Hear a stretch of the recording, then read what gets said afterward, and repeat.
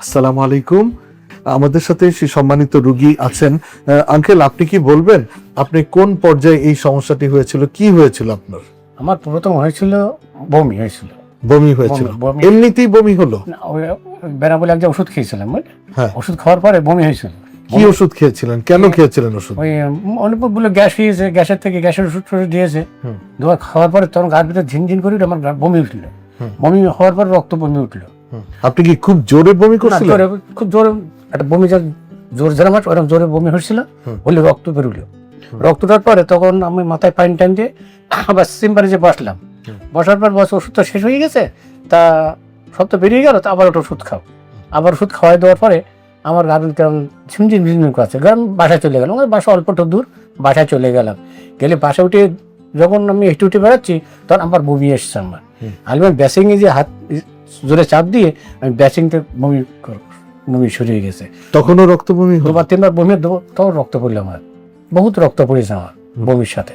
দিয়ে তখন আমার বাড়িওয়ালা এসে ধরলে মাথায় পানি টান দিয়ে এখন সুস্থ। আপনি কি ওষুধ খেয়েছিলেন? তা আমি ওষুধগুলো নিয়ে এসছে এখানে। ওই ওষুধগুলি কেন দিয়েছিল আপনাকে? ওই গ্যাস হবে বলে, তাই গ্যাসের জন্য ওষুধ দিয়েছিল ওটা। সেই ওষুধগুলি খেয়ে আপনার বমি হয়েছিল? আচ্ছা, তারপরে কি করলেন? তারপর ওখান থেকে আসলাম যশোর। যশোর থেকে আপনার এগুলো যে পরীক্ষা নিরীক্ষা সব কিছু করলাম, করে বলে বছর পিঠের ঘায়ে মাংস কাটে কেটে আবার টেস্ট করতে করে আবার দেখতে কি হয়েছে না হয়েছে, আবার ওগুলো এই যশোরে কি এন্ডোস্কোপি করেছেন? এন্ডোস্কোপি করেছিল। ও, সেখানে কি বললো এন্ডোস্কোপি করে? বলেছে গলার ভিতরে ঘাই হয়েছে, পাকস্থলে যে ঘাই রয়েছে, ঘাত থেকে বমি আসছে, যে রক্ত পড়ছে। ওখানে কিছু ওষুধ দিয়েছিল, আমার 3-4 দিন আমি খাইনি, ওই সিলাইনের উপর ছিলাম আমি। আচ্ছা। সিলাইনের পর থেকে আমি অনেক দুর্বল হয়ে গেলাম। তারা তো বলে যে সে তার ছেলেটার নাম আতিক করে, আমার শালা, সেও ডাক্তার, বলে যে অমুক আপনার ঠিকানা দিলে না, আপনার ঠিকানা যখন দিতে তখন আপনার ঠিকানা চলে আসলাম। এসে দেখছি আপনার ওষুধটা খেলে অনেকটা যেন আমি সুস্থ বোধ পাচ্ছি। আপনাকে তো আমি গত পরশু দেখেছিলাম, কিছু ওষুধ দিয়েছিলাম, খেয়েছেন না? খাওয়ার পর একটু ভালো লাগছে। সুপ্রিয় ভাই বোনেরা, আপনারা শুনলেন, উনি বললেন যে গত পরশুদিন উনি এসেছিলেন, আমি তার রক্তপাত বন্ধ হওয়ার জন্য ওষুধ দিয়েছি, কিছু গ্যাসের ওষুধ দিয়েছি, বমি বন্ধ হওয়ার ওষুধ দিয়েছি। আজকে যখন উনি এলেন, ওনাকে বেশ আমার মনে হয়েছিল ফ্রেশ এবং তাকে বেশ লাবণ্যময় লাগছিল। তার কারণ পরশুদিন যখন আসেন ওনার চেহারাটা অত্যন্ত নাজুক ছিল এবং তাকে খুবই অ্যাংশাস লাগছিল। আজ তাকে ভালো মনে হচ্ছে। এমন অবস্থায় আমি ওনার এন্ডোস্কোপি করি এবং এন্ডোস্কোপিতে যথারীতি আপনাদেরকে দেখিয়েছি। পুরো এন্ডোস্কোপি যখন আমি এন্ডোস্কোপ যন্ত্রটি মুখগহ্বরে প্রবেশ করি, তখন কিন্তু এই রক্তপাতটি ছিল না।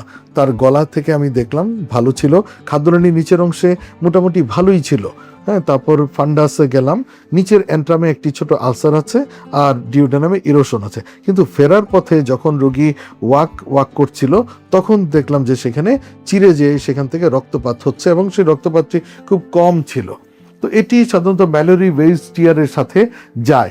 তো সেই হিসাবে আমি ডায়াগনোসিস করেছি ম্যালোরি ওয়েজ টিয়ার, যেটি আমি বলছিলাম যে সূক্ষ্ম রক্তনালী ফেটে যে রক্তপাতটি হয়।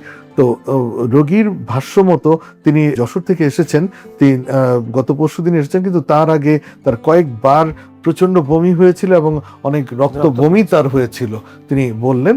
তো এমনটি হতে পারে। তো এই অবস্থাগুলি সাধারণত খুব রেয়ার এবং বিরল হয়, কিন্তু তারপরে হতে পারে। তো আশা করি তিনি ভালো হয়ে যাবেন। আপনারা যেমনটি তার রোগীর মুখ থেকে শুনছিলেন, আমার ওষুধ খাওয়ার পরে তার ব্যাপক উন্নতি হয়েছে।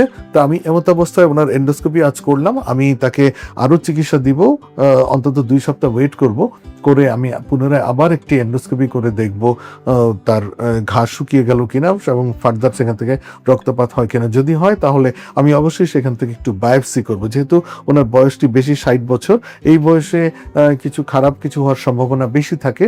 তো সেই জিনিসটি আমি দেখার চেষ্টা করব। কিন্তু আপাত দৃষ্টিতে মনে হচ্ছে যে রক্তপাতটি সেটি বড় ধরনের কোনো সমস্যা নয়। তাহলে আজ আমরা জানলাম ম্যালোরি ওয়েজ টিয়ার নামে একটি বিশেষ অবস্থা রয়েছে, যেখানে জোরে বমি করতে গেলে, জোরে গলা খাকারি দিলে কিংবা পেট উগড়ে বমি এলে পরে খাদ্যনালীর নিচের অংশ থেকেও কিন্তু রক্তপাত হয়ে রক্তবমি, কালো পায়খানা হতে পারে। সবাই ভালো থাকবেন, আমার রোগীর জন্য দোয়া করবেন যেন তিনি আশু আরোগ্য লাভ করেন এবং একই সাথে আমাদের সবার জন্য দোয়া করবেন। সবার দোয়া চেয়ে বিদায় নিচ্ছি। আল্লাহ হাফেজ।